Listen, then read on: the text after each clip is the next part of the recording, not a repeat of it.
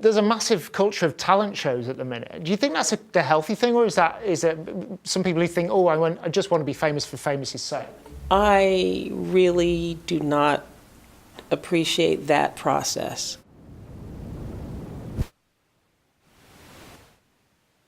I do think it's wonderful to see great people, but when you stick people and say everybody's got to do this style of music, everybody's got to do this type of song, or they keep switching from 1 minute to the next, it's like, well, who are you? I don't know what you do. Yeah, it was great that Stevie Wonder had a hit with that, or Diana Ross, or whoever, but I want to hear what you do, who you are. And that, to me, is part of the problem with a show like, say, an American Idol. I also understand that people want exposure. They need to try to find it however they can. So I can't, put them down for that. I just don't think that that's really the way to find out who that individual artist is. To me, part of the problem with the modern music business is that we're no longer going for the originals. Everybody seems to be like a carbon copy of somebody else. Now, maybe that's a sign of the times. I mean, I'm from an older generation. I grew up on a lot of music in the 70s. I mean, 60s too, but the 70s in particular, where you were defined by how different you were. If you listen to an artist like Aretha Franklin, Chaka Khan, Patti LaBelle, Gladys Knight, they're all great singers, and they don't sound anything like each other. They have distinct styles. You hear a couple notes on the radio, I know who it is. That's what I'm missing in a lot of what's going on today. I can't tell if it's Rihanna, if it's, what's her name, Miley Cyrus. There's just a tone to the voices that's just too similar. Now, I know at a time in the 80s they were saying, well, that group is selling, we need a band like that. And so another label would sign something very similar, thinking that they can fool the public, that you don't know the difference from one act to the next. And I believe that's part of what has killed the demand, because the records started to lose quality.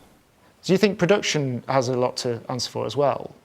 Yes, but also there was a time when people that worked at record companies actually either played an instrument or they knew something really about music. And as time went on, the people that were getting these jobs really didn't. They were accountants, they were lawyers, and so they were dependent on their secretary or their wives to determine, is this good or not? And that, to me, also has brought the quality down. Then it became more dependent on the producers to do all the early work, because everybody needs that. There was a time when you could put out 3-4 albums, and then finally when it caught the right, I mean, look at Pink Floyd. It took albums before they really came to the right thing that was going to sell worldwide. Nowadays, they would have been dropped. Same thing with a band like Steely Dan. There's a lot of greats like that needed that time for development. We still need that. So basically, things are happening, everybody wants things yesterday, and, yes. and there's an element of everybody can do it themselves in their own bedrooms, though, now. Do you not think that's helping music? For some, if they're talented, like Jacob Collier, perfect example. He plays everything, he sings to himself, plays to himself, and he's fantastic. Don't you worry about it. He's an exception to the rule. Do you think for somebody trying to get into the industry now, and maybe they've got talent, hopefully they've got talent, that they need a bit of luck as well, or is it just about working hard? Well, most of us say luck has a lot to do with it. It's almost like getting a lottery ticket. Being at the right place at the right time, and who you know. There is no question that there have been several instances for me, because I knew someone, and I also had to have the talent and the ability. A lot of times I had to audition.